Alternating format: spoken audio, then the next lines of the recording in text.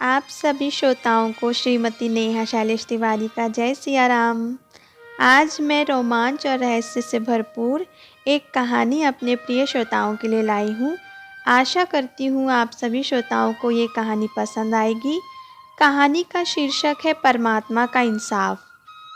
यह कहानी है दो बहनों की, रिया 11 वर्ष और परी 6 वर्ष, जो अपने माता पिता की लाडली थी। बड़ी बेटी रिया शादी के 3 साल बाद हुई थी और छोटी बेटी परी के समय सरिता जी को कई प्रसूति समस्याओं का सामना करना पड़ा और फिर डॉक्टर ने ललित जी को बताया कि सरिता जी का ऑपरेशन क्रिटिकल था, तो अब वह भविष्य में कभी मां नहीं बन पाएगी। ललित जी थोड़े उदास हुए, पर जब नर्स ने उनकी छोटी बेटी को उन्हें दिया तो वह सब भूल गए और छोटी सी बच्ची का नाम परी रख दिया। दोनों बहनें माता पिता के सानिध्य में पलने लगी। घर के सदस्यों ने उनको एक लड़का गोद लेने की सलाह दी। जैसे कि कई बुजुर्गों की राय रहती है कि लड़का वंश को आगे बढ़ाएगा, लेकिन सरिता और ललित नहीं माने। वह अपनी दोनों बेटियों को बेहद चाहते थे। अब वह लोगों की किंवदंतियों को नज़रअंदाज कर उनकी अच्छी परवरिश में अपना ध्यान केंद्रित करने लगे। रिया अब 11 वर्ष की हो गई थी और परी 6 वर्ष की। दोनों अपनी माता के साथ सुबह मंदिर जाती थी। एक दिन रोड पार करते हुए एक तेज आ रही कार से तीनों बुरी तरह घायल हो गई। सरिता जी को तो मामूली चोटें आई थी, लेकिन रिया को माथे पर और परी को सीने पर गहरा घाव था। अंततः दोनों बच्चियों को बचाया ना जा सका। सरिता जी को संभालना मुश्किल था और ललित जी की स्थिति भी ठीक नहीं थी, परंतु वह पत्नी के सामने हिम्मत बांधे रहते थे और अकेले में अलमारी से रिया और परी के खिलौनों को हृदय से लगाते तो कभी उनके कपड़ों से लिपट कर रोते थे। दोनों की स्थिति ही सामान्य नहीं थी कि एक दिन ललित जी जल्दी जल्दी आए और सरिता जी को कार में बैठाकर कहीं ले गए। जब सरिता जी गाड़ी से उतरी तो उनकी आंखें सामने का बोर्ड पढ़कर भीगी हुई थी। ललित जी उन्हें अनाथ आश्रम लेकर आए थे। वह सरिता जी के कंधों पर हाथ रखकर बोले, सरू देखो, शायद इन बच्चों में तुम्हें रिया और परी दिख जाए। दोनों अपना समय अनाथ आश्रम के बच्चों की देखरेख में बिताने लगे।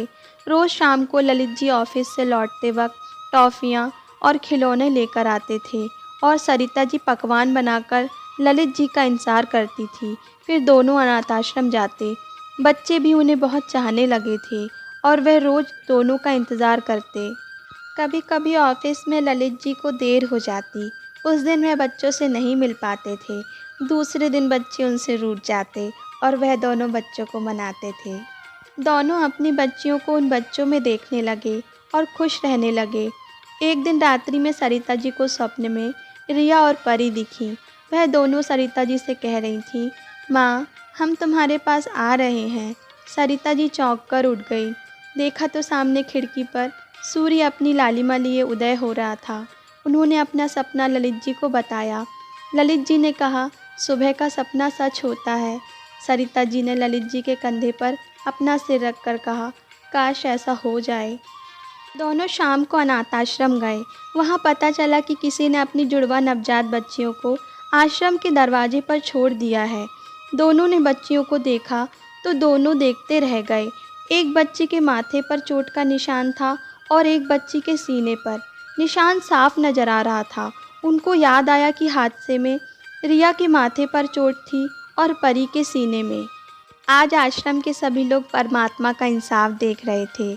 सरिता और ललित जी ने तो अपना जीवन का उद्देश्य आश्रम के बच्चों को खुशियां देना बना लिया था और परमेश्वर ने उनकी झोली खुशियों से भर दी। दोनों बच्चियां समय के साथ बड़ी होने लगी। सरिता जी ने उनका नाम रिद्धि और सिद्धि रखा। उन दोनों की आदतें भी रिया और परी से बहुत हद तक मिलती थी। एक दिन सरिता जी अलमारी जमा रही थी तो रिया और परी के खिलौने निकाले। रिद्धि और सिद्धि ने अपनी अपनी गुड़ियों को सीने से चिपका कर कहा, माँ, आपने अभी तक हमारे खिलौने इतने संभाल के रखे हैं। सरिता जी की आंखों से प्रेम अश्रुधारा बहने लगी और वह अपनी मंदिर की ओर निहारने लगी। हाथ जोड़कर भगवान को कोटि कोटि नमन करने लगी। प्रिय श्रोताओं, जीवन में विपत्तियां तो आएंगी, पर यह आप पर निर्भर करता है कि आप अपनी विपत्तियों का रुख कहाँ मोड़ते हैं। चाहे तो हंसकर कठिनाइयों का सामना करें या दूसरों के दुखों को कम करके। यह कुदरत हर एक पुण्य का हिसाब रखती है। कर्म करिए, फल का हिसाब तो हमारे परमात्मा रख ही रहे हैं। चैनल को लाइक, शेयर एवं सब्सक्राइब करना मत भूलना। प्रेम से कहिए राधे राधे।